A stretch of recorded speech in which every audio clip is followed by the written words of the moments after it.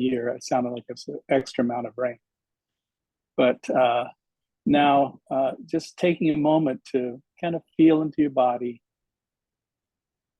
take a few deep breaths, particularly in your lower belly. And it's always good, sometimes I do this a lot actually, is just to take a deep breath and bring your attention down into your lower belly, actually below the kind of hara or dantian, right down to the kind of base of the breath in its expansion, and then hold it. And traditionally, it's just you count to 5, hold the breath, and then you exhale, and then you take another inhale and hold it and count to 5. And the idea here is it's just to bring the mind down into the body, you know.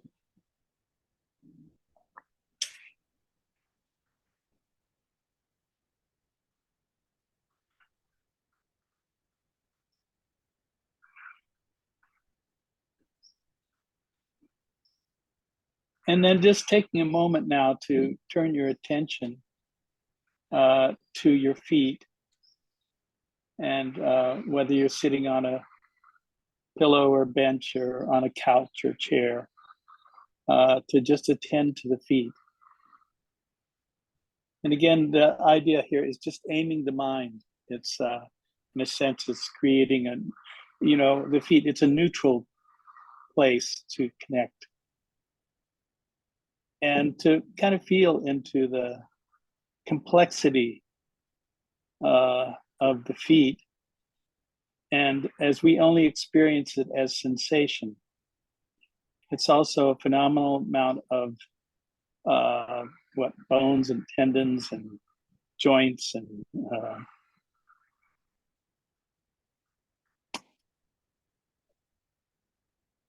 experiences that are really just our physical experience of being in the body. And then just taking your attention and moving up into the ankles. And we're doing this through both feet, both ankles, and feeling into the calves and the shins. And again, just trying to keep the mind has this nature of wanting to run off to wherever. And the practice is actually the discipline to keep it in somewhat an orderly fashion. In this case, really touching into the calves and the shins, and allowing that awareness now to simply move up into what we designate, or what we put names on these things and call it knees. But ultimately, it's just areas of sensation.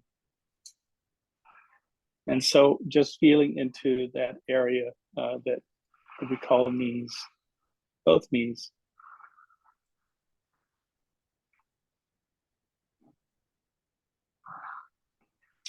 And then moving into the thighs. We have the right and the left thigh. And these are really some of the largest muscles in the body. And I was thinking about the Tibetans and their thigh bones, that they use as horns. I don't know why I put that in there, but these are some of the largest bones in the body. And then just allowing our awareness to move up through the thighs to the buttocks and the lower belly. Kind of, I guess, is the genitals and the complexity of the breath in the torso, moving that lower belly.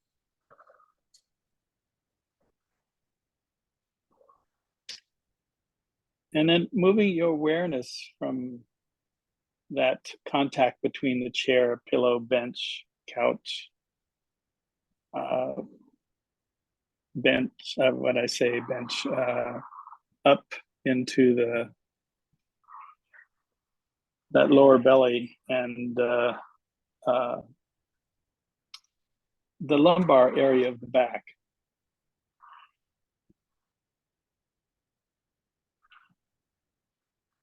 And again, the practice is to keep it neutral. And even if there's strong sensation there or no sensation, just keeping the mind kind of connected in that area. Good enough. Good enough. And then you can note the expansion and the contraction of the belly with the breath.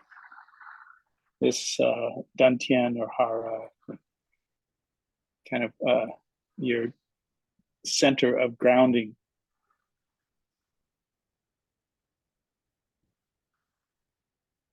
And then allowing that awareness to move up to the belly and the vertebrae in the back and the muscles holding you up.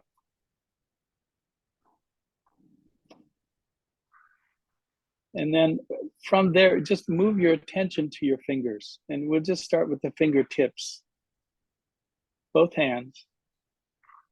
And then feeling into the complexity of the hands. They're marvelous extensions of this body that can move and manipulate the physical world in a meaningful and sometimes artful way. So there is the fingers and the palms and the back of the hands, thumbs, and eventually the wrists.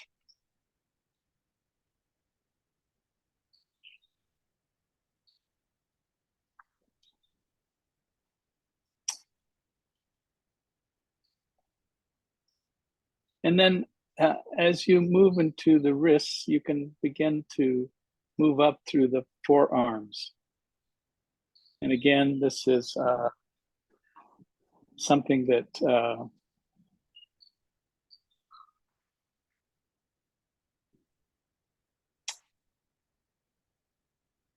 is really the world of, there's the mind, sort of imagination and sensation.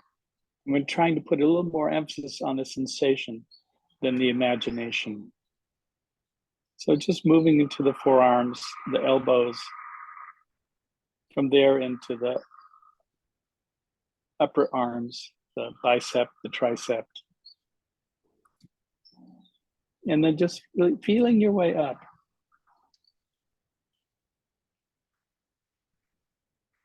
Up towards the shoulders. And bringing your attention back now to it's really what we call the diaphragm, the place between the belly and the lungs. And the movement that happens with every breath. The diaphragm moves and is pushed by the belly and the breath, the lungs. And then begin to feel your way into your lungs. Start just the lower lungs.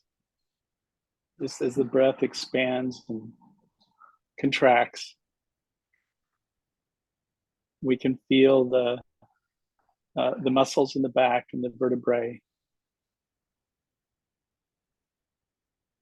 And there is the heart and the heart center. They're two really different things. The heart center is just the center of the chest.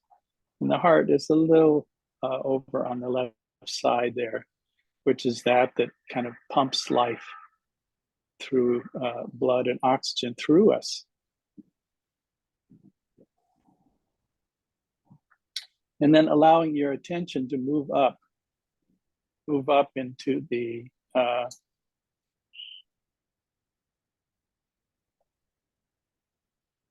area of the upper lungs, the shoulders, the shoulder blades.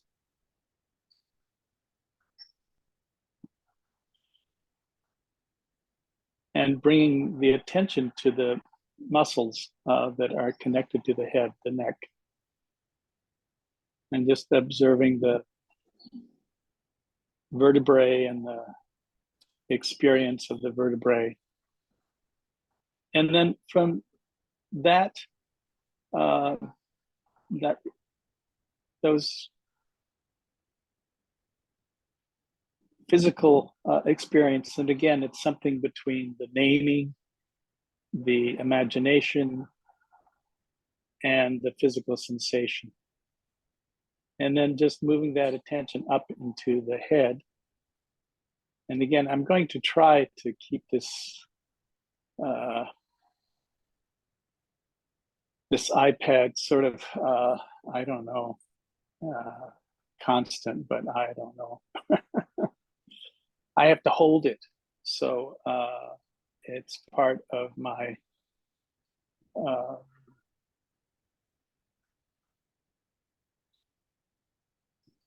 holding still. So just putting the attention up now into the head. And so there's the muscles of the face, the breath as it moves in and out through the nostrils and the throat and down into the chest, and the movement of the belly.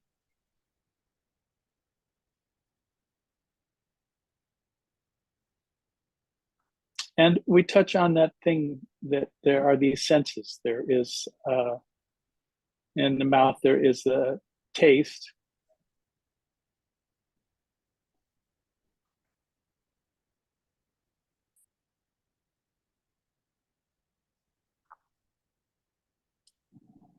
And there is the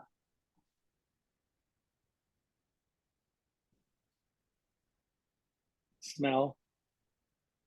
There is seeing. There is hearing. There is feeling, the body sensations.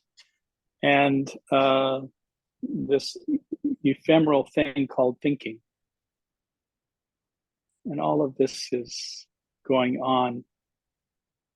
It's why so much attention sometimes is brought to the face and head. And the idea is to take that and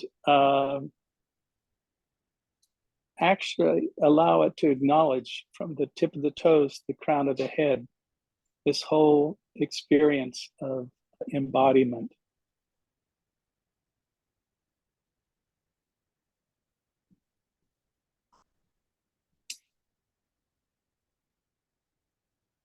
See if I can do this.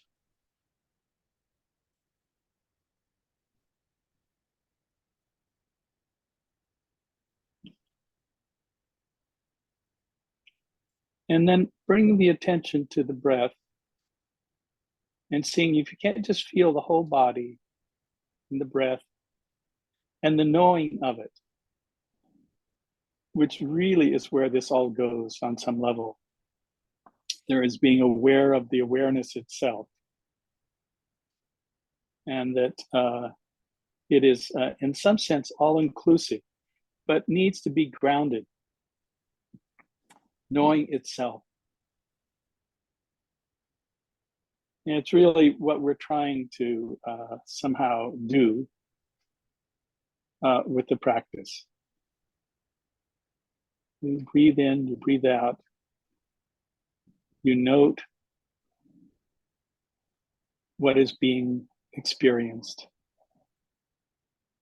freeing it up, and then again, noting what is being experienced. So awareness becomes its own backdrop to all the physical, mental, emotional experiences that keep moving through us.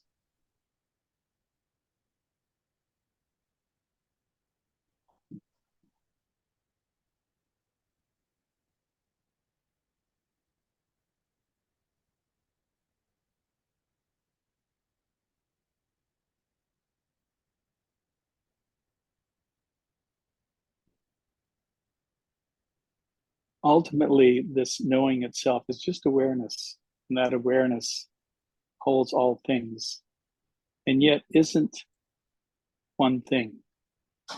It is kind of multiple things happening with the backdrop or it's like a theater. There's a play going on, but there is the whole theater which is holding all things. And that's that awareness. It holds all things, whether it's sound or smell or taste or vibration or tingling or thoughts or emotions.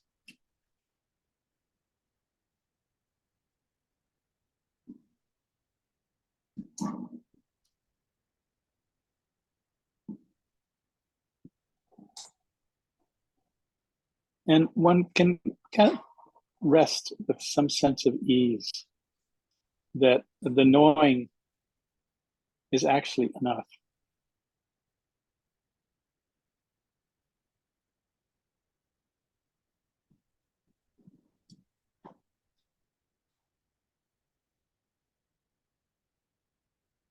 No need to make this into anything else. It's already complete in itself.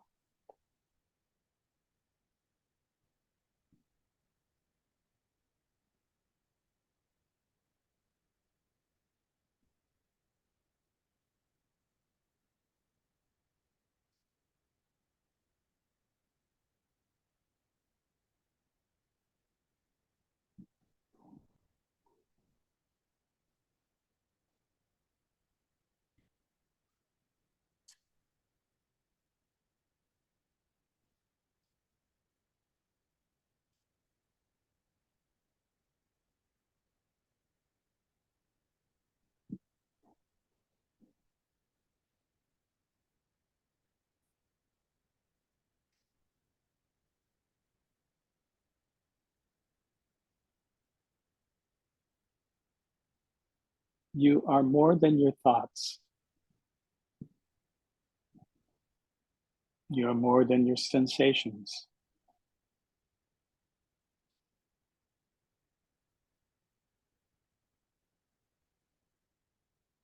You are more than the individual experiences that arise.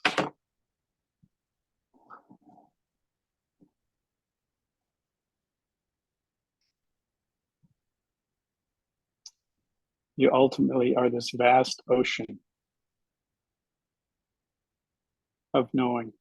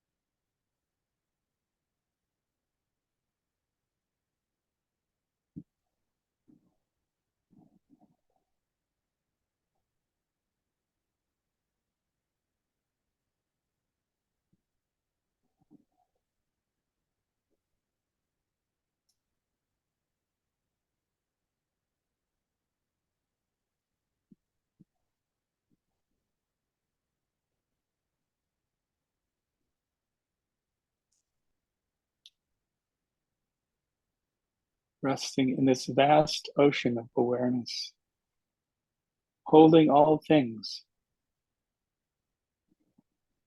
whether it's the sensations, whether it's thoughts or emotions, or remembering,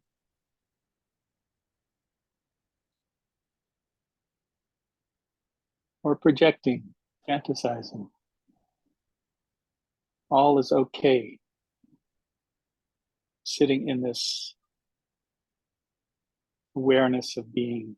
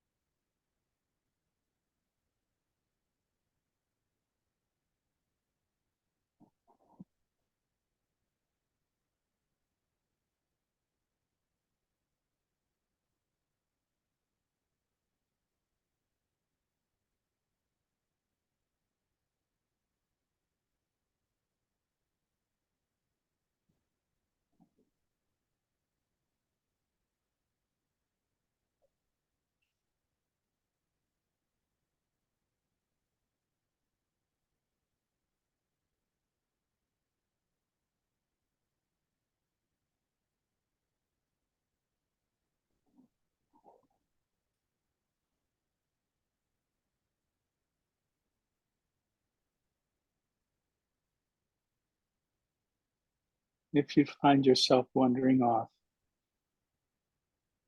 just start again. Come back to this, maybe we could call it 0 point.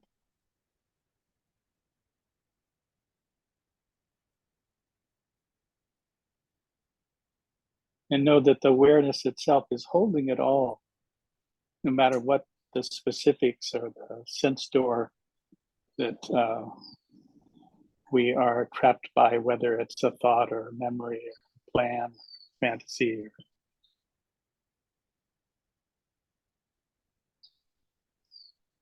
We are more than all of that.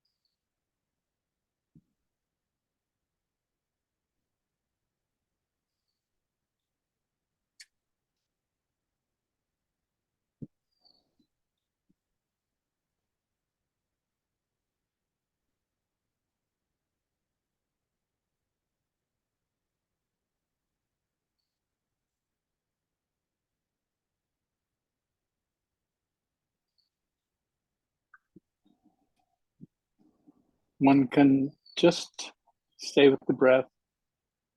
One can simply be with the body. One can simply rest in the vast circle of awareness that holds all things.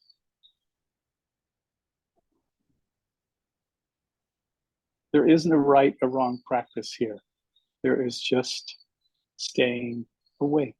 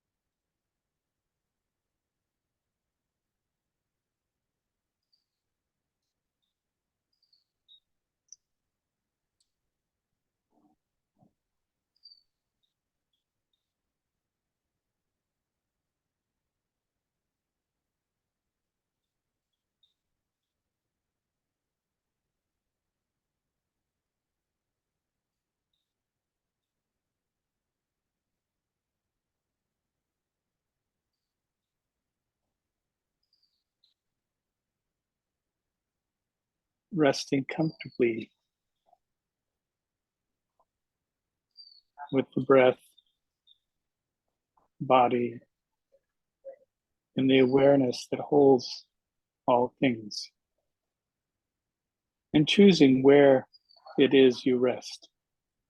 But the practice is to rest, to not need to add to what's already here. And to take a break here for just maybe 10 minutes and then come back and give a talk and some questions and answers.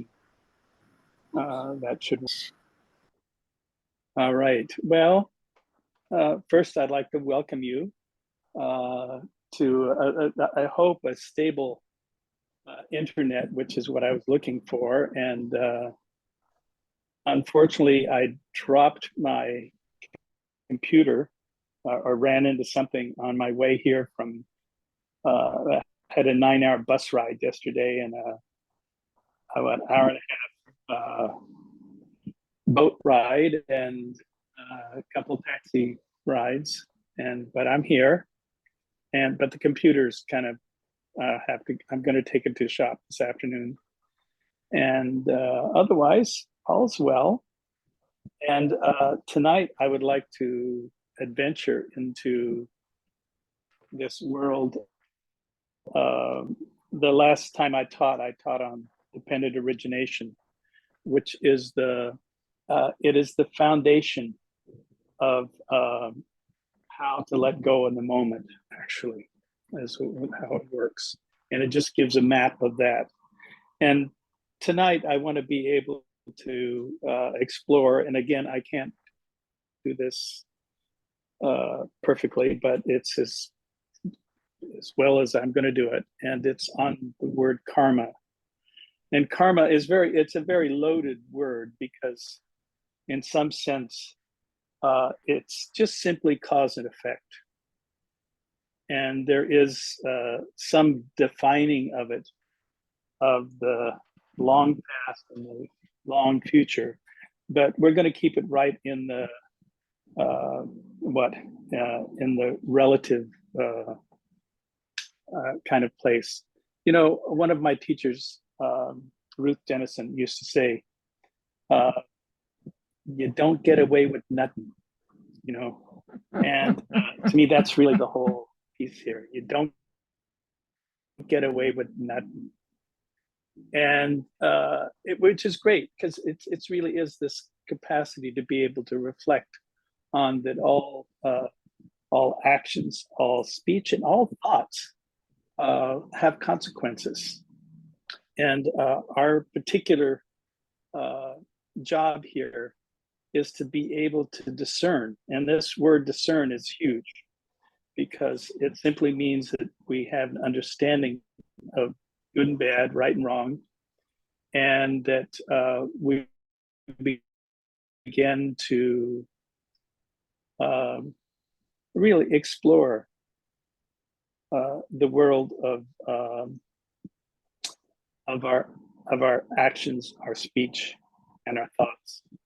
And once we start to explore those, then that kind of reflective power gives credence to this word karma.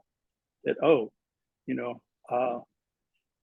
actions have consequences, speech has consequences, thoughts have consequences. You know, one of my teachers used to say, it's like going down to the ocean, which I've just come from. And, there's kind of a relative action, words, thoughts.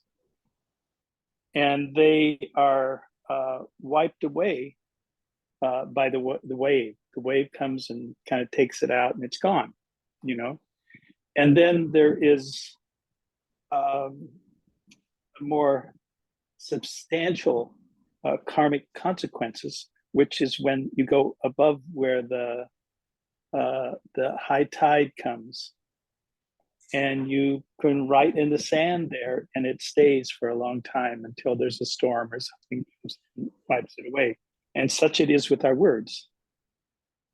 And then in this particular description of it, there is the fact that our actions are like going to that highest point above the beach and chiseling into the rock or into a tree. Let's not use tree.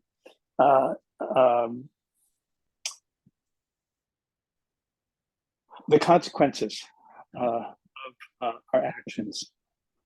I know that it's been helpful because I think in some ways this is all about a refinement of how we see things, and recognize that the simple words of what we sow, we reap, and so there is that questioning of, well, what is it that I do that creates a positive or negative consequences.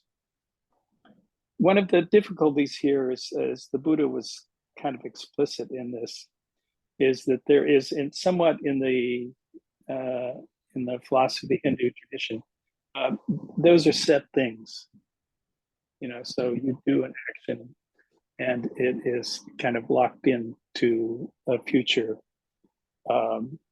consequence. In Buddhism, it's a bit different, because one of the lovely things the Buddha talked about was the fact that actually karma is mutable. It means that there are certain actions that counteract some of the negative and positive experiences through our present capacity, So, and we have to be careful here, because there is, what would I call it? Kind of fantasizing that if we go, and I think a lot of prayer, but also there is a part of prayer that's wishing. And I hope that prayer actually is just the acknowledging and which a lot of times is just kind of the mystery of things, and that there is can be a positive outcome because of the thought and maybe the chant or the word. And then hopefully there's an action, and those actions, the Buddha says, can counteract some of the negative consequences that would follow. And if this wasn't true, then you could never get enlightened. I mean, we all have questionable pasts and questionable actions and words and deeds. And we also have this power to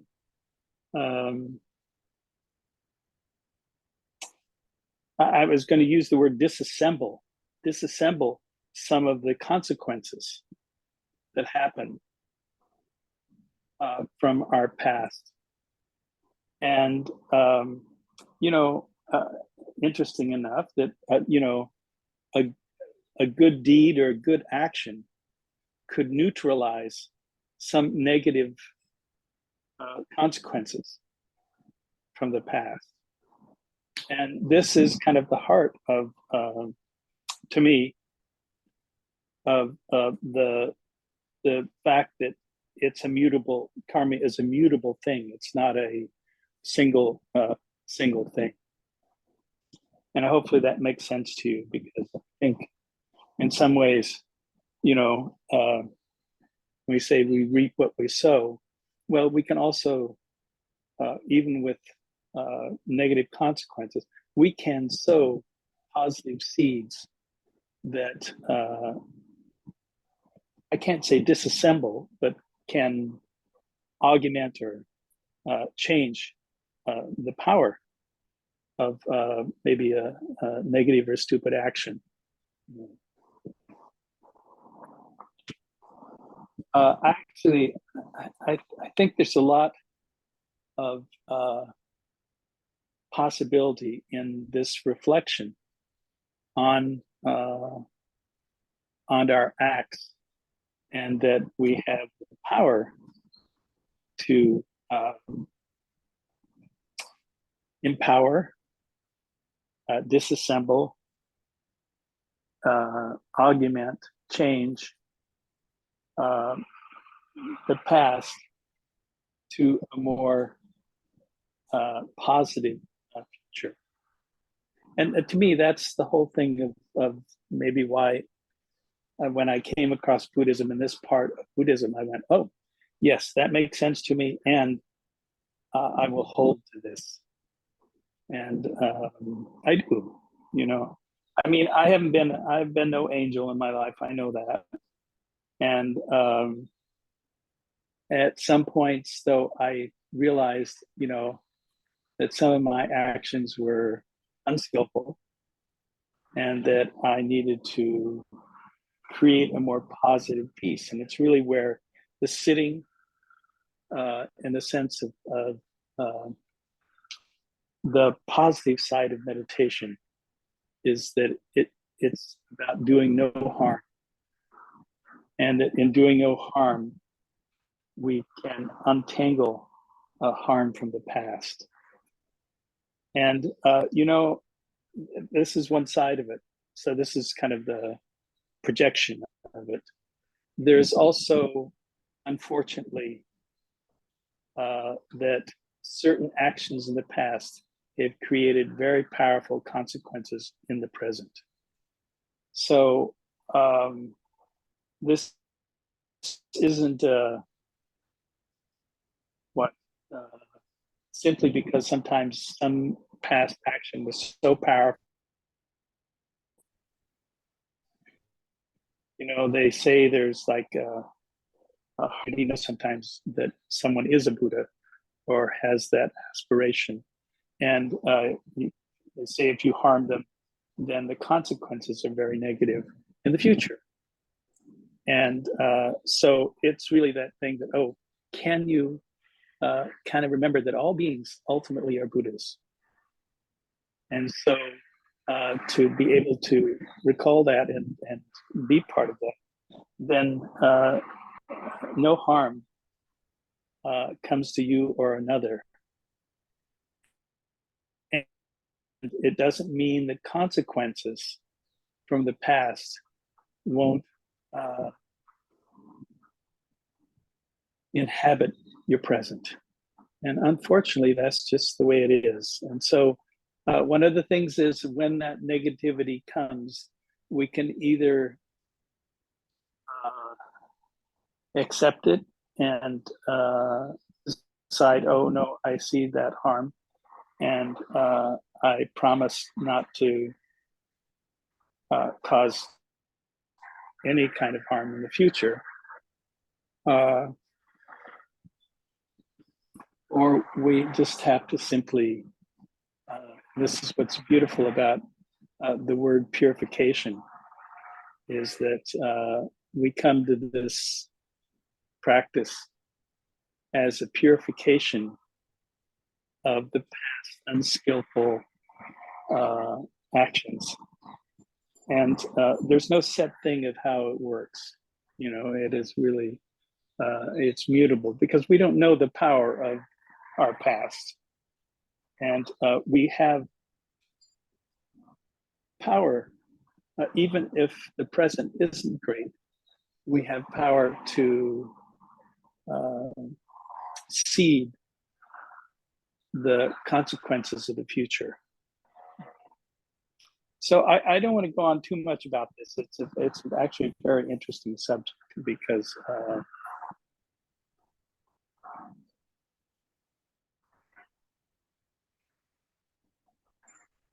of our capacity to change our lives. I mean, I think this is true in people with substance problems and alcohol or drug abuse, and who have, in some ways, lost their way, and then they have done unskillful things that later they, they say in Buddhism that there is no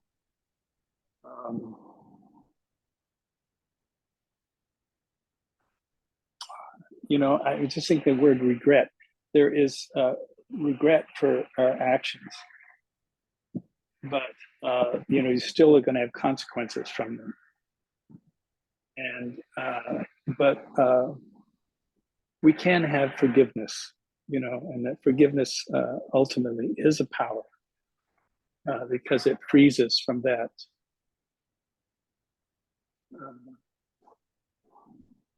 Can I use the word karmic connection to maybe unskillful action or thought or word, deed? And then hopefully we take the resolve which, one of the beauties is things of, I just remember taking, it's the first time or second time I took monastic vows, was the fact that, my past life was renounced. And so my past unskillful actions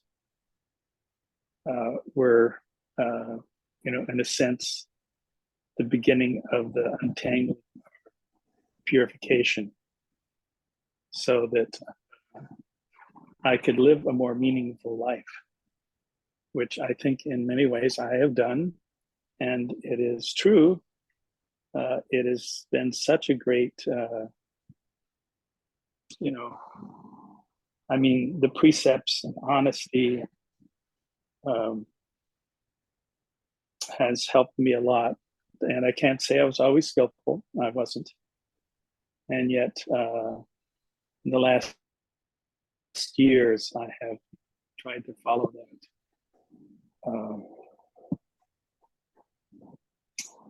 Those immutable laws of we are the consequences of our thoughts and deeds and actions. So I think I'm going to leave it there and kind of see if we can do this. This is a little bit of an experiment today, but I am sitting here in Bangkok in a friend's room with good Wi-Fi. So that's all the pluses. The negative is the computer got moved, and I'll have to. I'm going to see if I can just get a new screen for it, but if not, I'll have to buy another computer and see if Jen, are you there in the? I don't know who's in the. Yeah, John, can you hear me? With the microphone. Can you hear me? Yeah. Hello, everyone. I hear you fine on Zoom, and hello everyone live. Shall we go to the question and response period? John, are you ready for that? Yeah, I'm ready for that. Great. If anybody in this room has a question or comment or a response, please raise your hand and I'll share the microphone. And Robin will be looking for people on Zoom who also want to participate in this way. Yeah, and for those of you on Zoom, if you do want to have a question or comment, the easiest way for us to see you is to go to the reactions and select the hands up icon. All right, so if anyone has a question, raise your hand in the hall or on Zoom.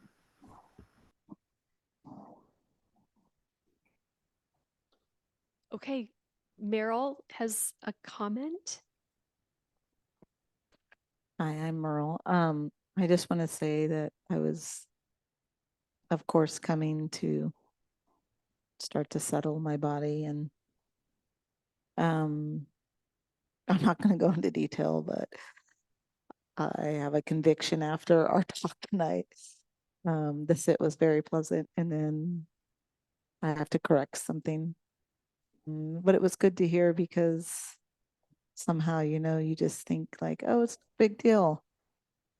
And yeah, it just made me really rethink, because to go further with that, because while I was listening to you talk and thinking about just karma or little things that were like no big deal or whatever, and I thought to myself, like, it's once again that I live in fear that I won't be taken care of. And that's what I'm trying to actually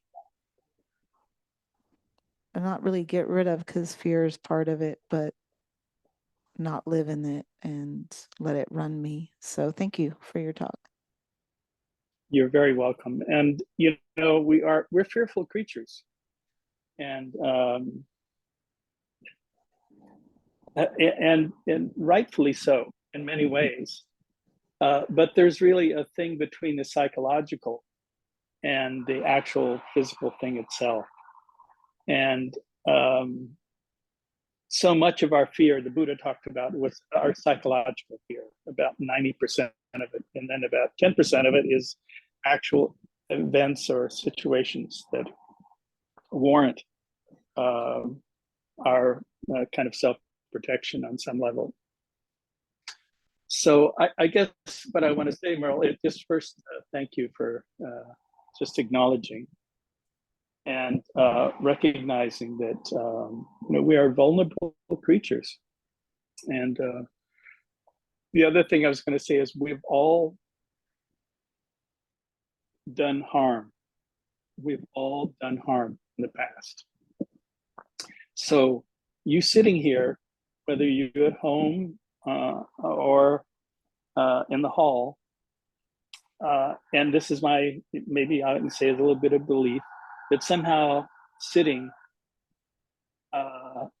has this propensity to untangle the past, or give it light, or give it room, or give it space, give it air, so that, that ultimate change is something that we all wish for and live for. And it goes back to this word of what is happiness? Happiness is being free from our past, our future, and recognizing the gift that was given to us of life in whatever condition it's in. That's a lot. So thank you, Merle. Take care.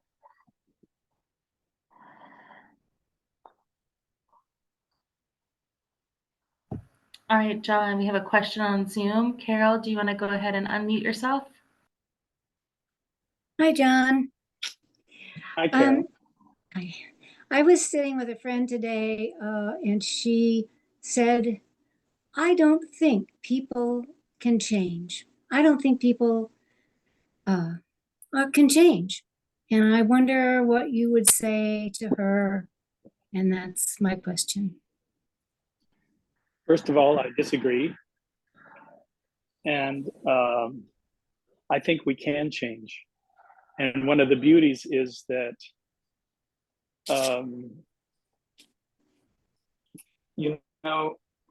until you see that you have changed on some level about anything, that it is a static thing.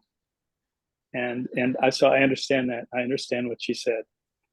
That my patterns are pretty well set.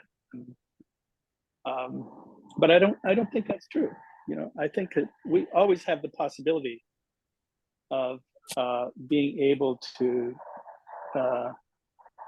free up or to change essentially our actions, our speech, and our thoughts. So in that way, I do disagree. And I think that's why I think Buddhism holds hope for all beings. So all beings have this possibility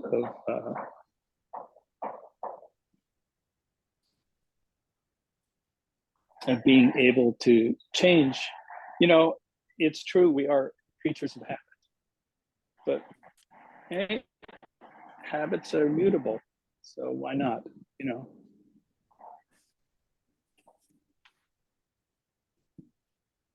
So that's my answer.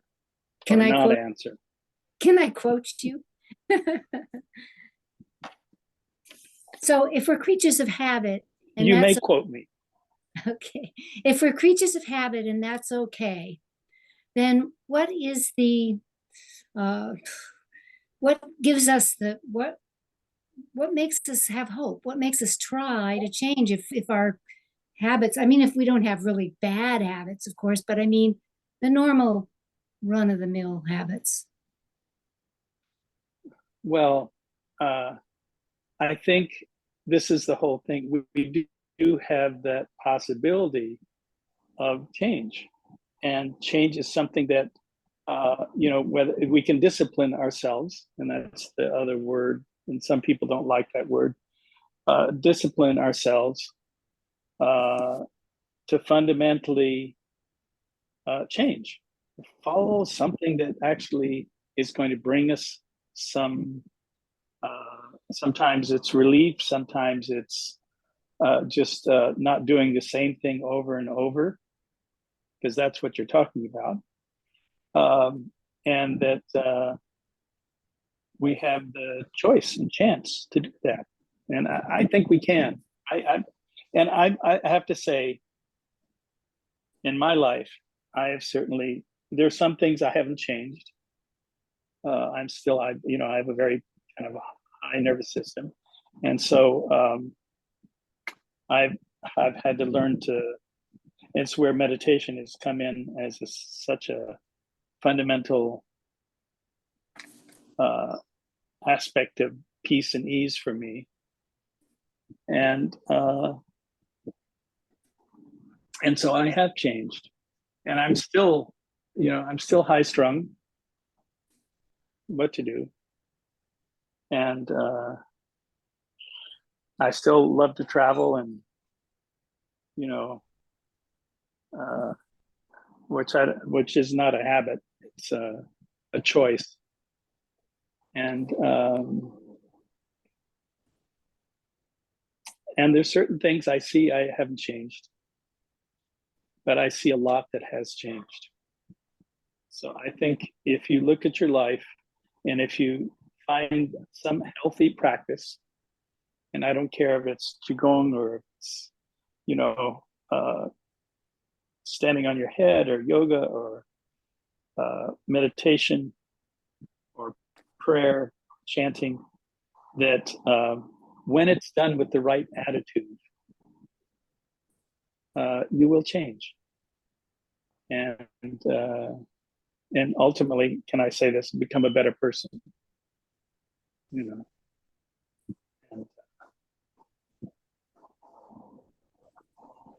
I mean, I remember, was it Stephen Levine, and when he first started going to the prisons in Santa Cruz and stuff. Well, I was actually over the hill from Santa Cruz, and talking to the inmates there and trying to convince them that they could change, and how over the years many of them have, and people have gone from very questionable habits to healthy habits and positive situation. So anyway, that's part of the answer. Douglas, not to put you on the spot. Okay, passing the microphone to Douglas in the hall. Great. Hi, Douglas. Hi, John. This is Douglas. I've done a little traveling recently, and it's so wonderful to come back and have the support of a Sangha here, and to be able to re-immerse myself in it. And here in the hall, it's wonderful, but it's also an interesting kind of expansion as I include the Zoom Sangha as well, and seeing it up on the screen here, it's a change to be able to expand my capacity to include all the wonderful people that are present here. A couple of things came up, but one thing just with what Carol brought up, it's like I can change my my habits and the choices I make. But when I step out of my ego and desires and stuff and kind of rest into that spacious awareness, that observer doesn't change much. In fact, I don't think it changes at all. It's just always that presence within me is changeless. So that's one observation for myself. And with the karma thing, I was curious about the quality or content of the thoughts that arise in my mind, if they're a result of karma or they're just, some abstract patterns that show up in my head that I, give some energy and relate to. And but the second thing with the karma is something like the accidents that happen, like your laptop, falling and breaking. Is that a result of some karmic thing, or is it just an accident? Well, I would like to think of it as just an accident, and yes, there could be some past thing about it. I was thinking about my greed to the internet and computers, but I think it's just an accident, and that there are accidents that happen, even though Ruth Denison said there are no accidents. That this is all in some ways. It's not that there's in some Buddhism, in some of the Burmese, they talk about it preordained, and there's a little bit of that, but more than anything, I think, if it's preordained, then we don't have choice. And then it wouldn't matter what you did. You would still fall into the same patterns. And I'm hoping, I'm just hoping that somehow what the Buddha was saying was that we had choice. And that yes, it wasn't always so apparent, but we do have choice. And that choice then can be a positive or negative.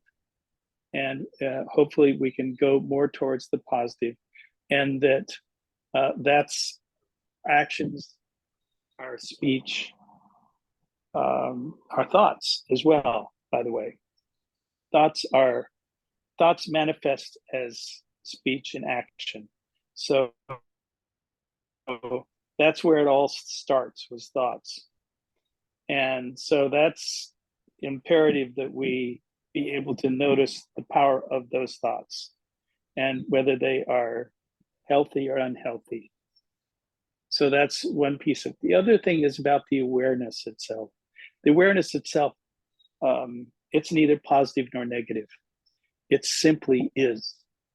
And that awareness holds all things and is not it's not a problematic thing,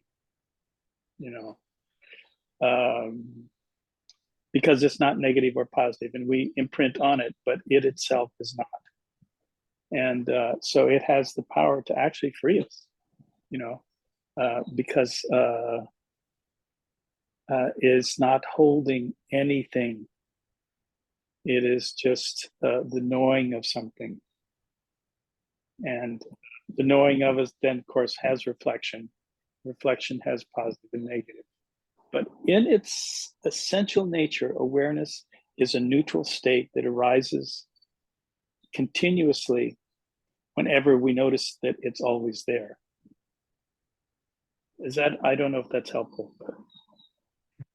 Yeah, it is. Thank you for your teaching, John. You're welcome. Blessings. I'll be seeing all of you, hopefully. I mean, those of you around Nevada City in a couple of weeks. But we'll see. I don't know what will happen between now and 2 weeks. Thank you, John, and thank you, Douglas, for your question. Kate has her hand up in the Zoom room. So Kate, why don't you go ahead and unmute yourself? Hi, John. I heard for the first time the phrase that you offered tonight of reflective power. And I thought that was really beautifully, it was just a beautiful image that came to me, that there's a lot of healing in that simple willingness to rest in that reflection and reflective power. And then you talked a little bit about discernment, exploration of speech and the actions and so forth. So I just feel like that is that purification with which you're speaking about. But anyway, I just wanted to bring that up again, because I thought that was it's there does take some effort to, you know, bring your attention to the reflective power, but it seems like that's really all that's necessary. That's all. You know, Kate, you're absolutely right. You know, Yes. when you have that capacity to first of all just recognize that you have choice, and that reflective power then can be positive or negative, and when it's positive, it has consequences. And that's really all I'm trying to say, is it has consequences. And we're trying to, in some ways, human beings are pretty simple. We just want to be happy, you know? And, but we don't really know what that means, because we've spent so much time, you know, caught up in our senses and thinking somehow that, you know, that fourth piece of chocolate or that next drink or whatever it is will actually sustain the happiness. And that's not actually true. You know, what sustains happiness is that capacity to reflect, and then the discernment to choose healthily. And if you choose healthily, you know, even if at the time it kind of backfires on you, which by the way it does sometimes, it will eventually, you will grow into that. And that's the, I guess that's the promise in some ways that the Buddha gave, that capacity to reflect and recognize the purity of good heart and good action and good thoughts. You know, it's amazing that more than anything, the thoughts themselves are the precursor to the words and the actions. And so to kind of clear up your thoughts, which is really what meditation is trying to do, then there's a space there between the thought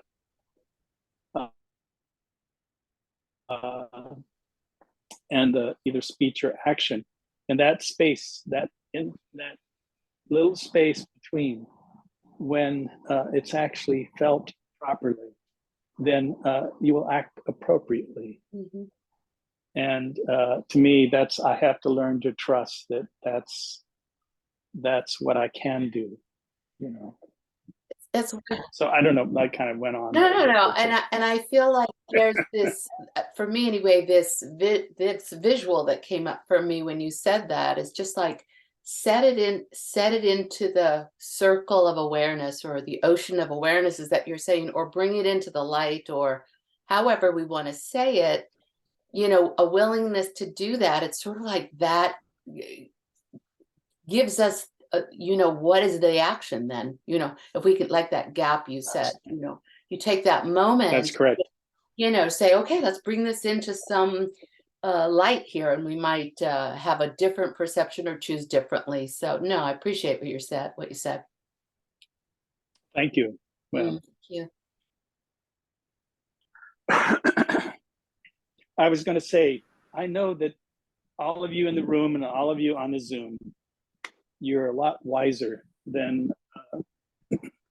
you may imagine. And I am so honored to be a spokesperson about the rational and the middle way, and ultimately, you know, the heart of how this all works. And it's really that's why karma it simply means action, and that we can discern what is proper action and what isn't. And then we have some possibilities. Otherwise, we're just looking for trouble. John, I can see that Priscilla has her hand up. Can you unmute? Please, Priscilla. Hi, John. I was curious when you opened the talk tonight with the idea of prayer, that the praying that can change things. And It's an action. Pardon me? It is an action. It is an action, yes. And that's been an important part of my life. And I guess I've often thought about it now because I don't have I was raised in a very Christian environment, and it was very Christocentric in its orientation, prayer and worship. And so in Buddhism, is there a conceptualization around this as to who we're praying to or anything? I know it's a little bit I know with deity, deities, it has a kind of sense like that, that is what we're praying to, but I know we're not. But I'm wondering, is there? And I know anyway. I wish you would talk about it because I don't Okay. think very much, but it's an important part of my life, and I'd like to know how it fits into Buddhism. Well, to me, it really boils down to this, the metta, the good heart, and that somehow we're acknowledging or supporting or giving it, giving it light, giving it energy of how the good heart then is something that we can encourage and in some ways become more and more familiar with. And that, yes, you can use, I think, we all start out with deity and I don't care in what capacity, but there was always something about the good heart that was the result or the preconditions of that.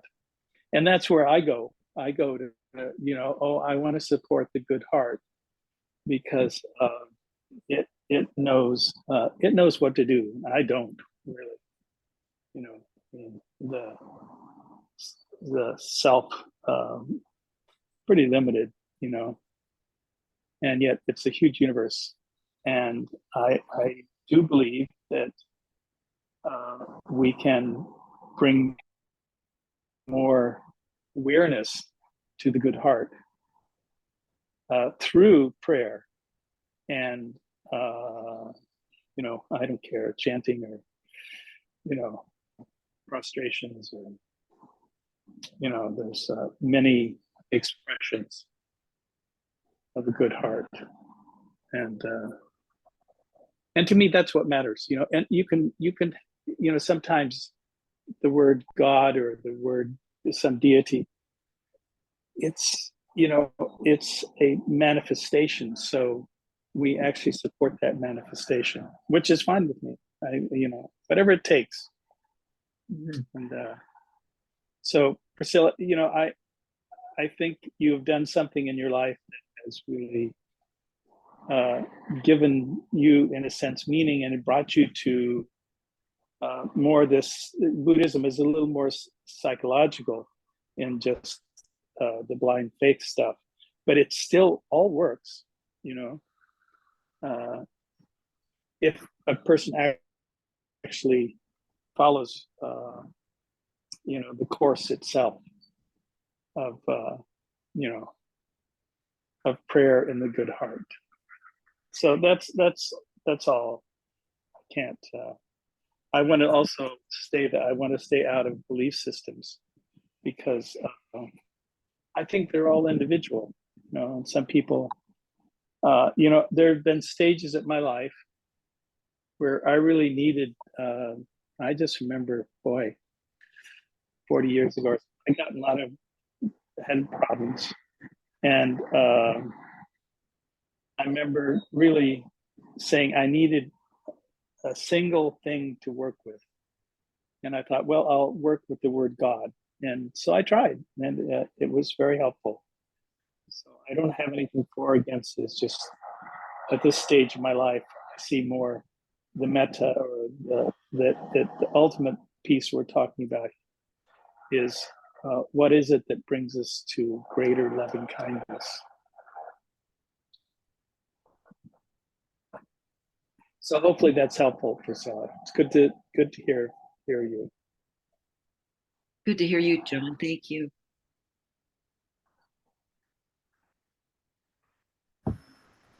So one more question, and then Do we, hello? Jen, do you have anyone in the hall? We do have someone on Zoom. I think everyone in the hall is discerning quietly. All right. Well, Diane, you can go ahead and So, unmute yourself. Okay, thank you. Hi, John. It's Diane Block in Santa Cruz, and hey, Doug. I just love being able to hear you from Thailand coming into my living room. And I just was thinking about when you were talking about karma, I was thinking about the story of Angulimala, which I think you must have told at some retreat. The guy Yes. who chopped off Yep. all the fingers. And I just was, as you were talking, I was like, oh, you were talking about how you can disassemble poor choices. And Yes. so I just thought I'd ask you if you wanted to say anything about that. Well, Angulimala, he was my hero. What's interesting about that story is that he was out cutting off fingers and was very damaged, and that he met the Buddha, who changed who he was, and he actually became quite saintly. And even though he had killed 1,000 people or something like that and cut off their little fingers, he in the end he would go into a village and they would throw rocks at him because of the damage he had done, and he just simply took it. And eventually they began to see that he was no longer the madman that was a kind of a, what do you call it, a killer, a serial killer. And he changed. And I think that's a great story that says that, oh, even the worst of us has the possibility of changing who they are. Now, he had the karma of having the Buddha run into the Buddha. We probably won't have that. But we also have this possibility.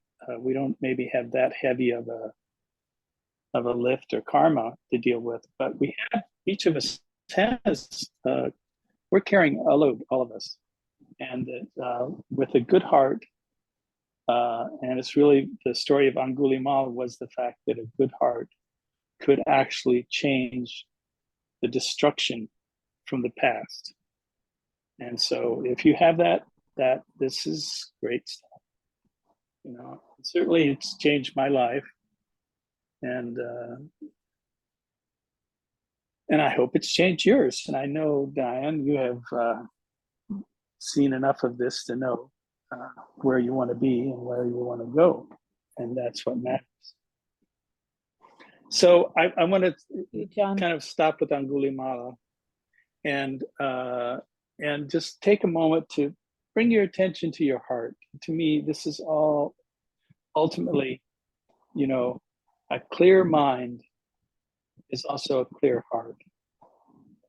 And so just bring your attention to your heart and bringing some loving kindness to yourself first. And just to your body. This is such a, in some ways, having been through a lot of body stuff these last 10 years or so, it's such a privilege to be alive. And, even if the body is not in the best conditions, the awareness is more than the conditions. And so just grateful for being alive and having that truth, the awareness, and that we can then empower or give credence to a good heart and know that it has the power to include, some of the wounds of the past, and some of the confusion or suffering that we have encountered or that we have initiated, and that we have this power through the good heart to release it and to begin to see the world through this simple awareness and this good heart. And it takes that combination of clear seeing and good heart to then have that discernment, which brings ultimate happiness to ourselves and others.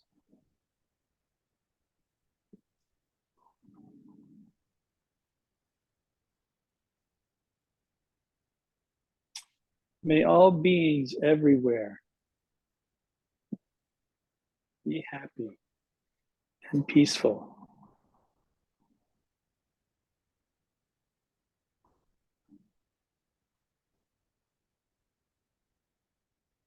May all beings everywhere live with this loving kindness and this clear, open awareness for the benefit of ourselves and the benefit of all that we know and all beings that we come in contact with. May all beings everywhere be happy. So I'm going to turn this over to Jen. Thank you.